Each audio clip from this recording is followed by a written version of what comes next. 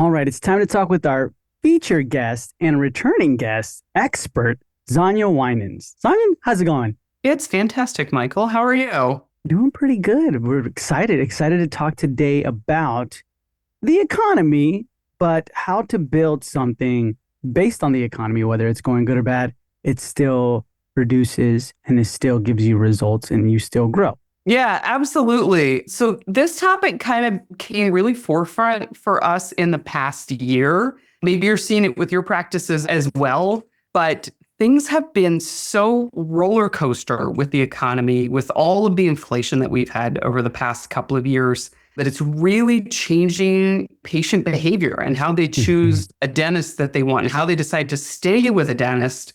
And we felt like this was something we had to talk about because everyone keeps going, am I the only one going through this? And I think understanding what the consumer's thinking right now helps everyone feel a little less, it's not just me.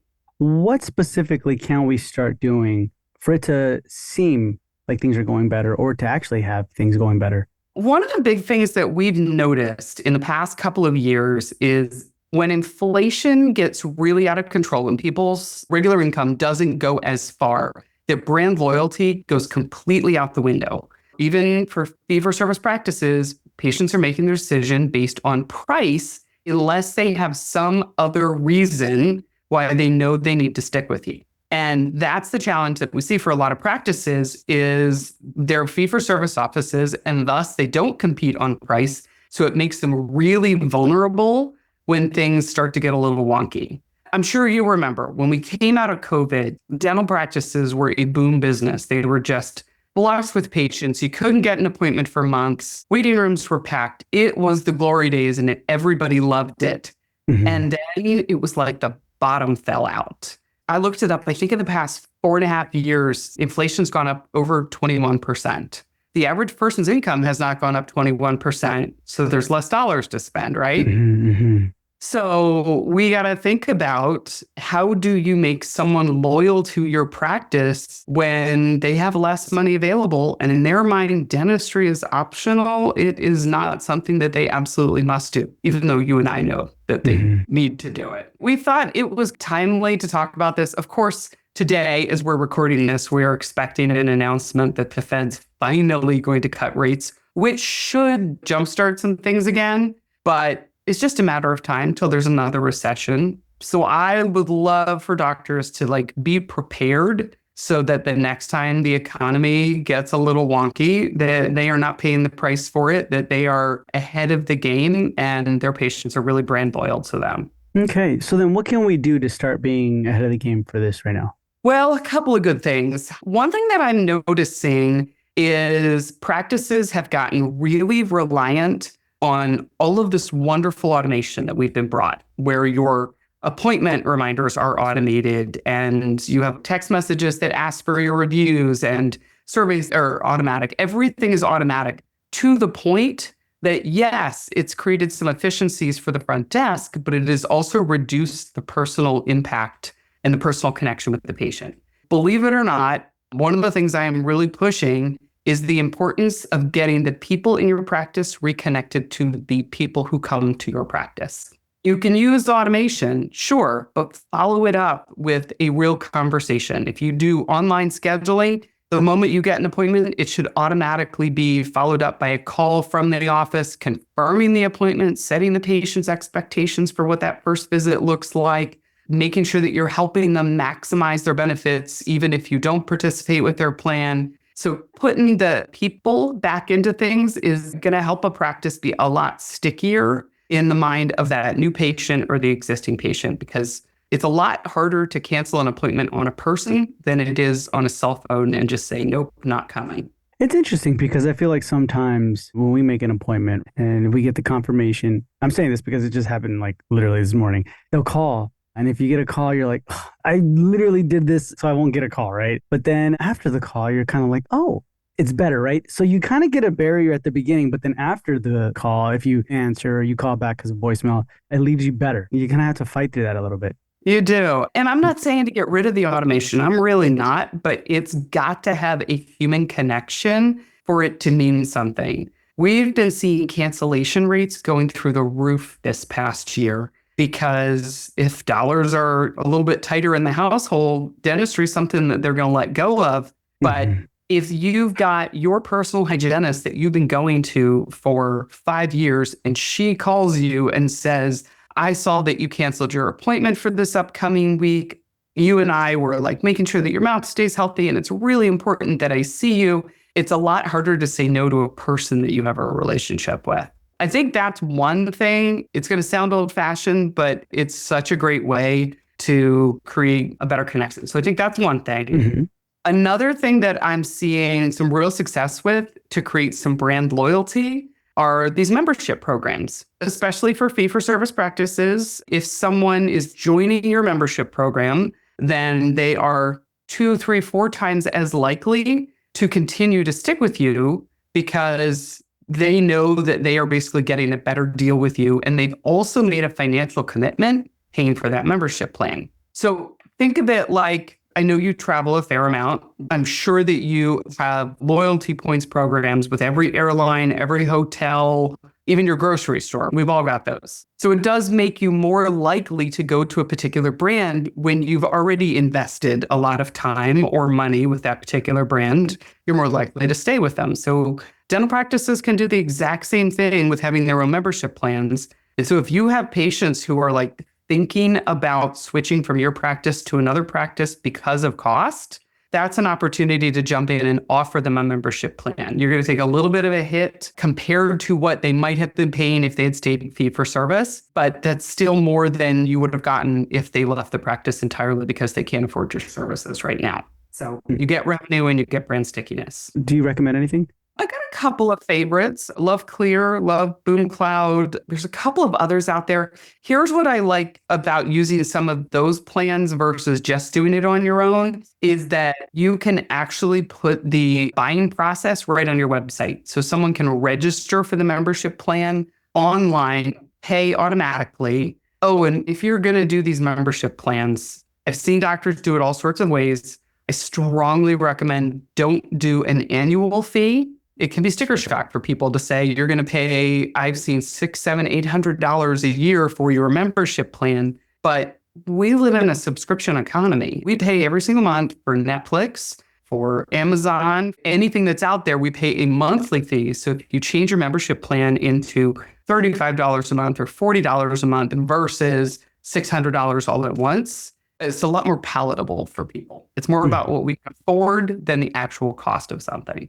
Do you think it's because like sometimes they fear like they're just gonna get it for 1 month, get their stuff done, and then leave, kind of a thing? Yeah, I think there's doctors who are afraid of that. But to my understanding, these plans can be set up so that essentially somebody would pay an initiation fee. You might pay a $199 initiation fee and their first month's fee. And that might pretty much cover the cost of your exam x-rays and a basic cleaning. And then every payment after that is prepaying for their next appointment. You can't have somebody just do their first $45 payment, come and get their cleaning and disappear. There have to be some, it's a year-long commitment to your subscription, or you pay that initiation fee. But I think that makes sure that the doctor isn't hung out to dry for a patient who is really shopping financially. But great point. That is definitely a fear for a lot of practices. Interesting. So then they make an appointment through automation tasks, still try to get that person-to-person connection,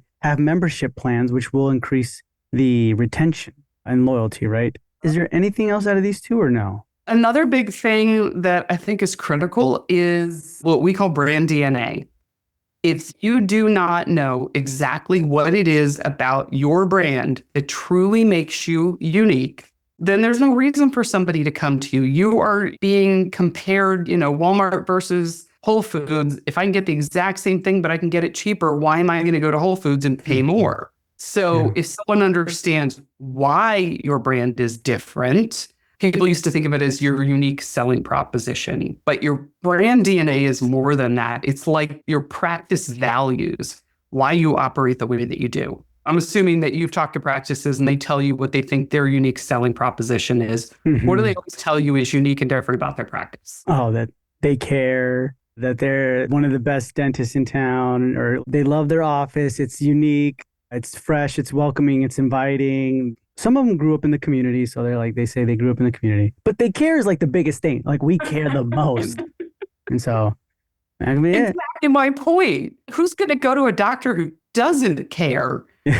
So every doctor says they care and they're friendly and they're gentle. And that isn't a unique selling proposition. That's like expecting your car to run when it has gas in it. It's just a given. You got to dig a whole lot deeper to really understand why this practice, if you want to get beyond just comparing price. And that's a hard exercise to do, actually, for a lot of people to get beyond I'm friendly and I'm nice and I won't hurt you with sharp instruments. So then what have you heard where you're like, oh man, that is a unique selling, your brand? So typically, in order to come up with a thing that's unique, there is rarely just one thing that's unique. There's a process we go through that I know other consultants go through where you kind of find out what your 3 unique differentiators are, and then you compare them to the competition. Your competition might have this one, and my competitor might have 2 of these, but it's rare to find somebody who has all 3 of yours.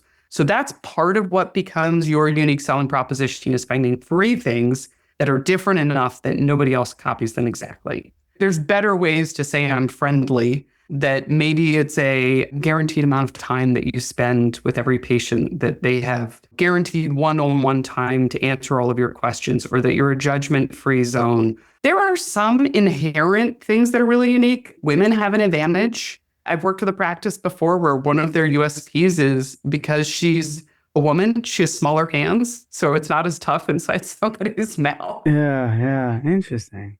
There's a whole exercise that we take people through to help determine what their brand DNA, what their voice is, what their tone is. And if you figure that out, that when you get that right patient, they see it and they're like, somebody sees me. They understand who I am and what I'm looking for.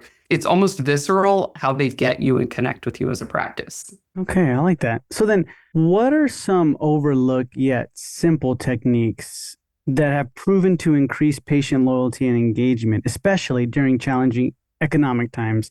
I know we mentioned membership plans, but besides that, social media is fantastic for brand awareness and brand loyalty. And that doesn't have to cost a practice anything other than their own effort. And we do a lot of custom social media for doctors, but in order to be recession proof or economy proof, having people understand who you are through social media is a great way to create that relationship and present it on your own terms. Really getting creative with your team to showcase the personality of the practice. I hear from doctors all the time. We laugh a lot in this office. We have a lot of fun. Show that you're playing pranks on your doctor, or that you're celebrating some milestone with one of your patients and it's really fun. So social, I think, is a fantastic, really inexpensive way to create that connection. And if you're doing that all the time and growing your social audience, people know that about you. And when it comes down dollar for dollar, there's a person behind those dollars that makes you a lot more attractive to stick with. Okay, I like that. So then when it comes to social media platforms to build stronger relationships with their patients, we need to do that then, right? Not just promote the services, but kind of just say like, hey, let's show all the pranks we do, right? That we laugh a lot, things like that.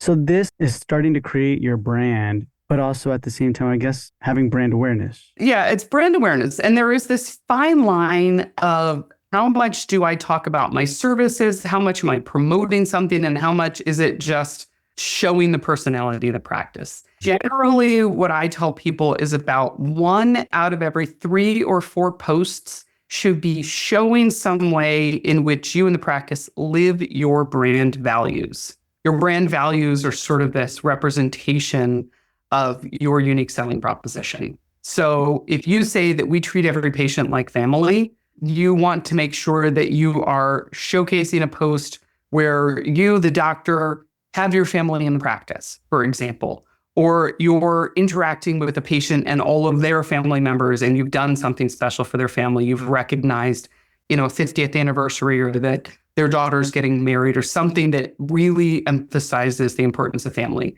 So if you weave that in every 3 or 4 posts, it becomes part of your consistent messaging. It's almost subliminal and then it gets through. And then that means you can spend the rest of the time either just showing them something fun and entertaining. You can do a little bit of educational. I love FAQ videos. Often I'll give my doctors literally like a list of hundreds of common FAQs. And you just use those as once a week. You grab your iPhone, you do a Facebook Live, and you say, hey, you know what? Patient just came in the office. They had this question. I hear this question every single day. So I wanted to make sure that I shared it with all of you guys, because I'm betting you have that same question too.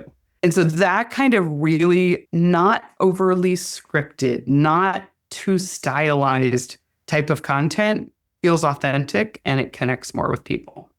Calling when there's an appointment, membership plans, and then brand DNA, and then utilizing social media, right, for this. You don't need a humongous budget, right? So I'm assuming this is for people also like, hey, the economy's going bad. We're also now in a limited marketing budget, like highly limited. So when it comes to that, a limited marketing budget, can you kind of walk me through a real world example where a practice managed to still attract a significant number of new patients while working with a limited marketing budget? I'm going to actually flip that one on its head for you. That is everybody's gut instinct, right? When the economy goes to hell and your patients aren't coming in and you only have so much money to go around, your first instinct is to cut costs wherever you can. So you find less expensive supplies and you don't take the team for continuing education, and people cut their marketing budget.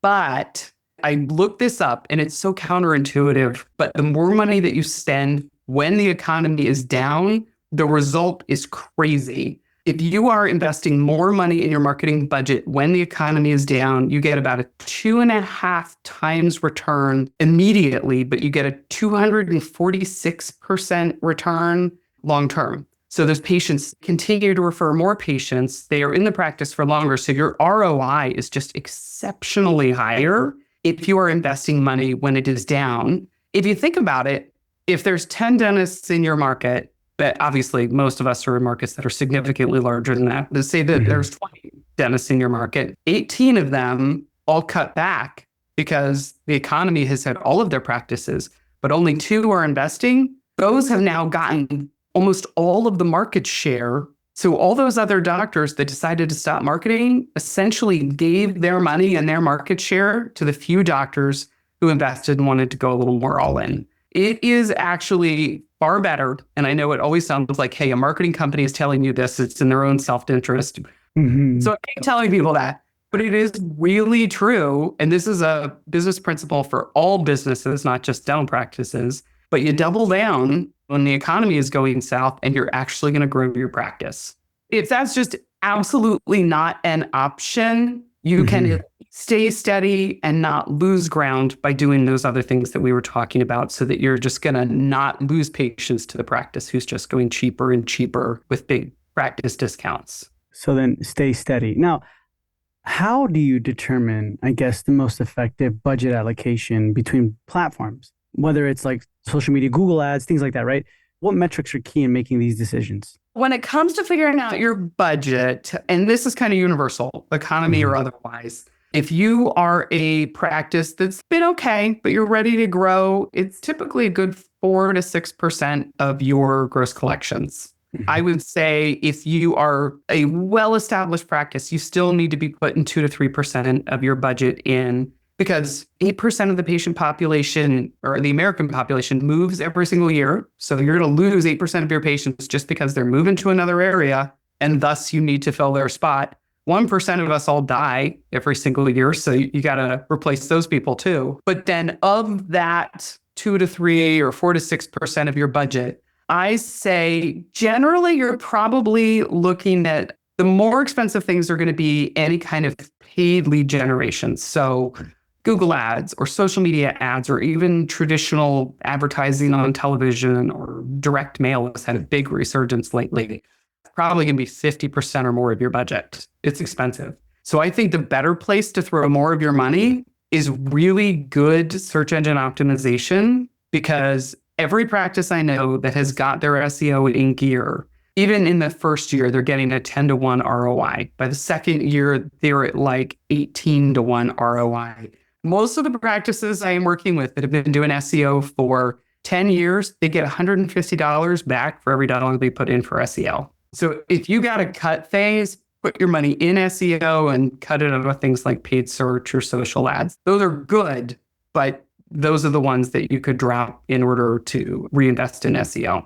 Interesting. Okay. So then, what mistakes do you see most practices make with digital advertising, right? Especially when it comes to trying to stay cost conscious, and how can they avoid these pitfalls, especially in a moment where it's like a fight or flight? Obviously, Google's number one job is to try and sell ads, right? It's got to pay for all of the organic search that the rest of us do all the time. And they want to make this as easy for the general layperson to do as possible. So they've got some artificial intelligence tools that are running these campaigns now. And they will tell you, as any consumer, just give me your $1,000 a month or $1,500 a month, whatever it is. And I'm basically going to set up the campaign for you. You fill out a couple of easy answers, and I'm going to spend your money for you every single month. But what most people don't realize is that Google is not really doing you any favors by doing it with AI, because they are not trying to find what are the negative keywords. So if somebody has searched affordable dentist near me, and you have not told Google, this is not a keyword I want to be found for because I'm a fee-for-service practice, then you're getting leads who are spending your money, clicking your ads, who are not your right kind of leads. So you need to be actually involved in your campaign. What are the right keywords to be using? Making sure that the calls are converting, driving people to a landing page. So when you do Google ads, I'm sure you know this, Michael, but you don't send them to your website. You never send somebody just to your website. They only need to go to a landing page because you want that to be the one specific document that's just about the topic they were searching for. Mm-hmm. So if someone searches cosmetic dentist near me and I go to your website and you got general and cosmetics and implants and emergency and pediatric and dentures and da-da-da-da-da, you have lost that lead. So that's also wasted money. A really big thing is making sure that you are sending people to a landing page, and then whether it's you or you've hired a professional, that they are actively managing the campaign.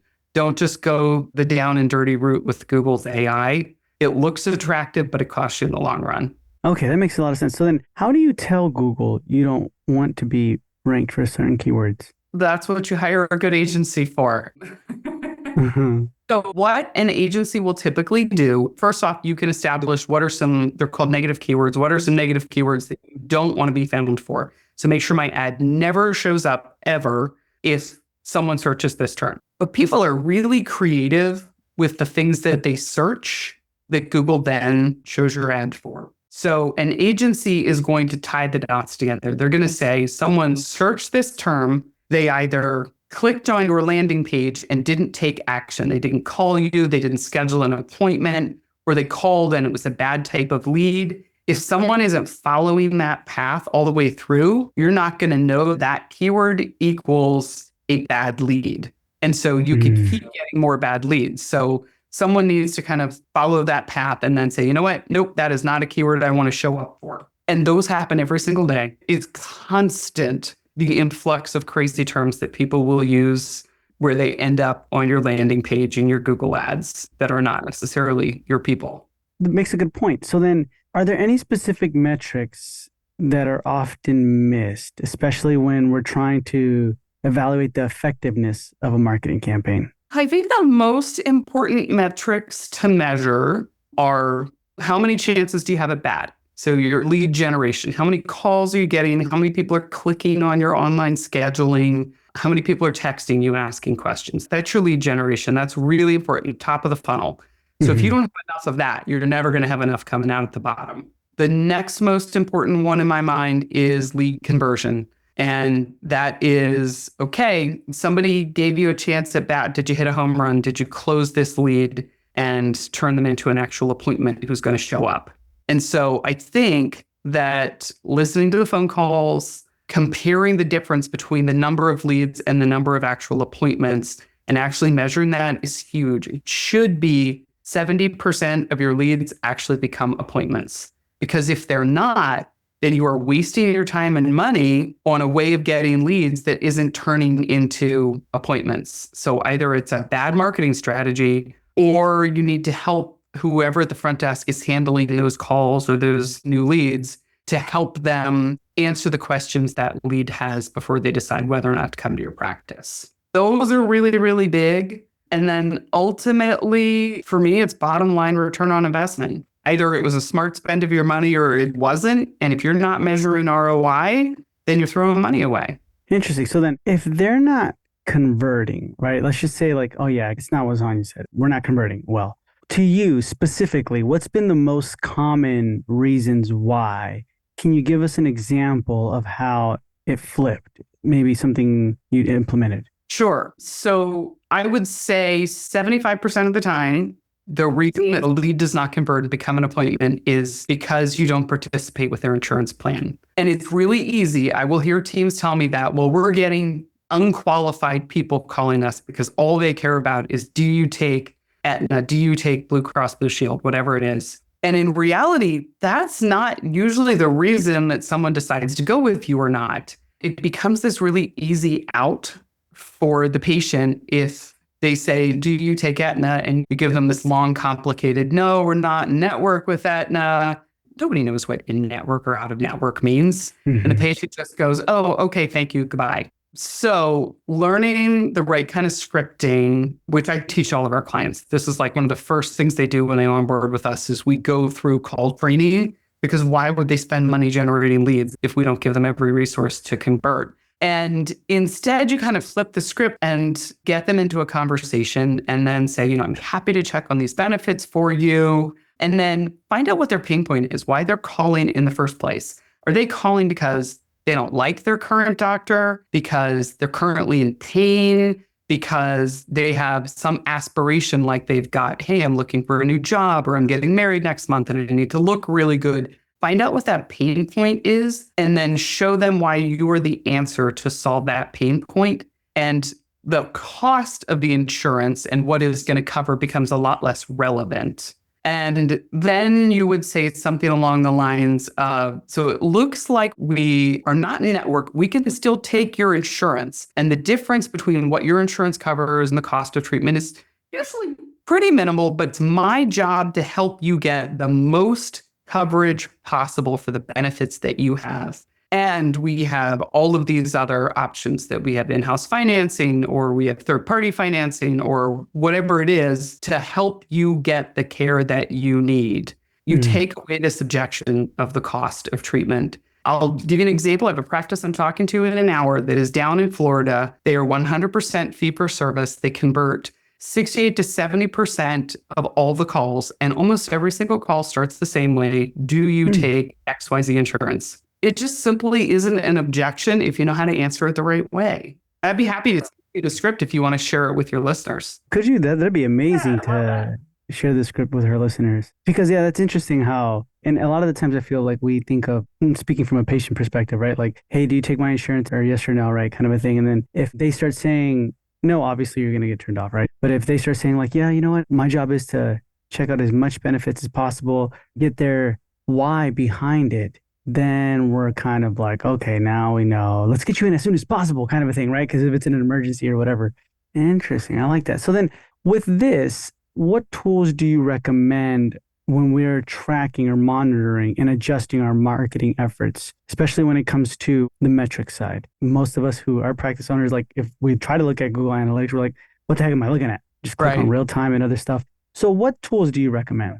I would say if you're working with an agency, it's their job to send you the reporting and then explain what goes into the reports, what metrics you should be looking at. If you're doing it completely on your own, great, fantastic. Here's the things that I would look at. If you're kind of looking at your SEO or Google Analytics, the number of visitors and the number of sessions can be a vanity number. You could have one great blog that went absolutely viral and you got people from all around the country who are coming to your site because you did a great blog on vampire teeth around Halloween. That one always hits really hard for us every year.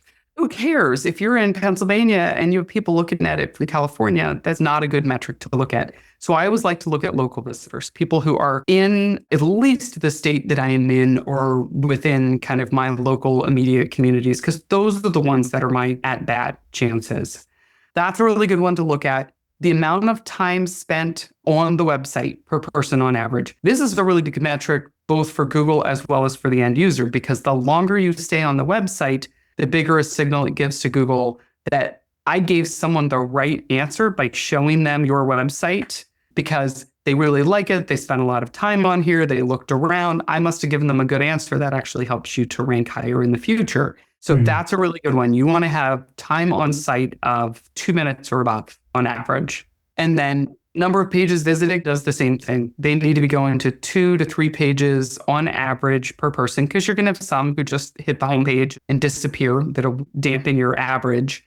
And then you'll have those who spend a lot more time on the site. So local visitors, time on site, number of pages is great as some really simple metrics that an average practice owner can look at. Those are good indicators. And then ultimately, it's about the bottom line. How many people scheduled online? How many people did an online chat with you? How many people picked up the phone and called? And out of that, how many actually converted? For a website, those are the biggies. The metrics that I would say for Google Ads, which is kind of the next biggest thing where most people invest for bringing in new patients, would be cost per click is not something you can really control that well in any given market. It might cost me $5 here and $50 in New York, but it's the cost per conversion. So how many people are converting? They're clicking on online scheduling or they're calling me for the dollars that I spent. So I like to see a cost per conversion, $40 per conversion. So that means, your opportunity to acquire a new patient isn't all that expensive. That's my other big number that I really like to look at. How often should we be reviewing and adjusting these metrics based on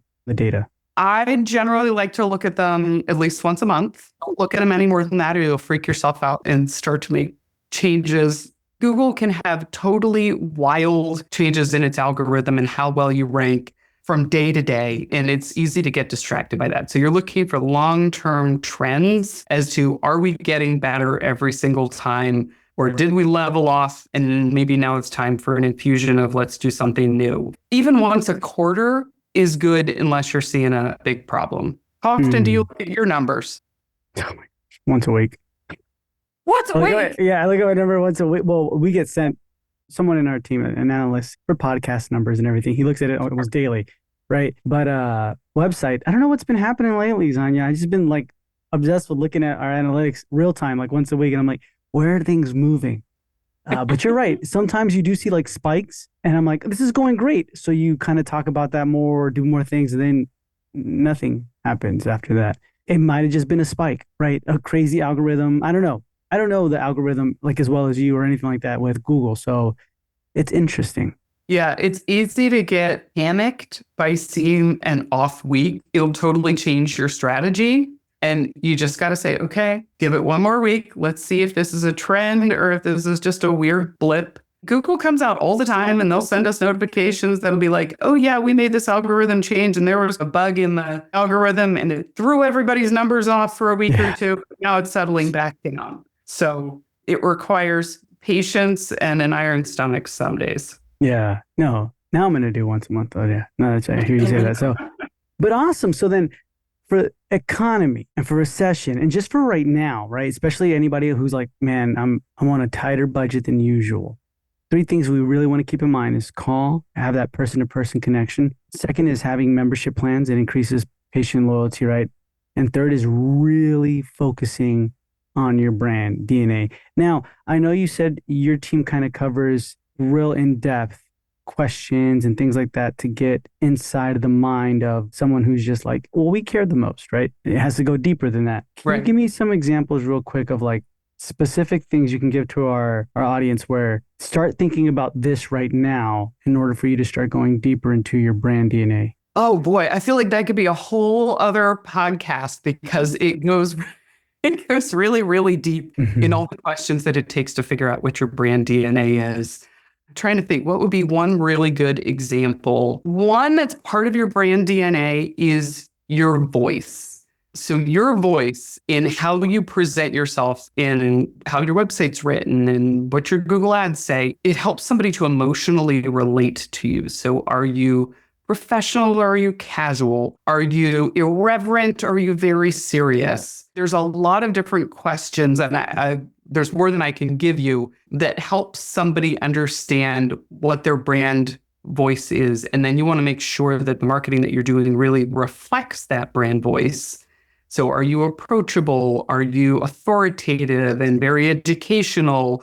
Are you super relaxed and down to earth because you're a pediatric dentist and you want moms and kids to feel comfortable with you? I know a doctor in Australia, his name's escaping me at the moment, but he has got the most fantastic, irreverent sense of humor. And reading his website alone is part of his brand DNA because I know who he is. I can hear it in how his communication is with all of his patients, and just in the way that the website's written is like, this guy's actually going to be kind of fun to go to as a dentist. What a great experience that would be. So identifying your voice and making sure you don't sound like any other practice out there and that it sounds personal and authentic is a really good place to start. So even finding examples of what you like in other national advertising can help you close in on how you want to present yourself to your patients. Yeah. No, I like that. And I feel like a lot of this takes time to slow down. And I feel like that's a little bit difficult, especially in a mode of panic when you're like, oh my gosh, the economy, it's starting to, well, we got to start getting new patients immediately, right? But in order to do that, especially the brand DNA, figuring out your membership plans, and calling patients too, that takes time. It's kind of, you go back to basics. When the economy is rough, you don't want these short-term tactics like, I'm going to throw a couple $1,000s at Google Ads just to make the phone ring. You're not going to get great patients. You're going to get people who are just as desperate as you are. That's why economy-proof marketing is about figuring out the right way to do things, a great 5-star patient experience, being able to communicate your brand DNA, that if you do that now for forever, that when the economy starts to lose its mind again, you're not the first thing on the chopping block. Instead, it's somebody else who can't differentiate themselves from the next best offer that's out there. Nice. Any final words or pieces of advice for our audience? I would say, and I don't even know when this is coming out, we're actually doing a webinar on identifying your perfect patient and what the brand DNA process is like. We're doing that this coming Tuesday at 7:00 Eastern. I'm happy to send you the link. But if anybody wants to see it even after this recording comes out, I'll make sure to send that to you, because I think really getting to that core of understanding your brand DNA is so much of what makes your brand sticky when it comes down to dollars and cents for people. So that's going to be in the show notes below. And Xaña, thank you so much for being with us. It's been a pleasure. But before we say goodbye, can you tell our listeners where they can find you?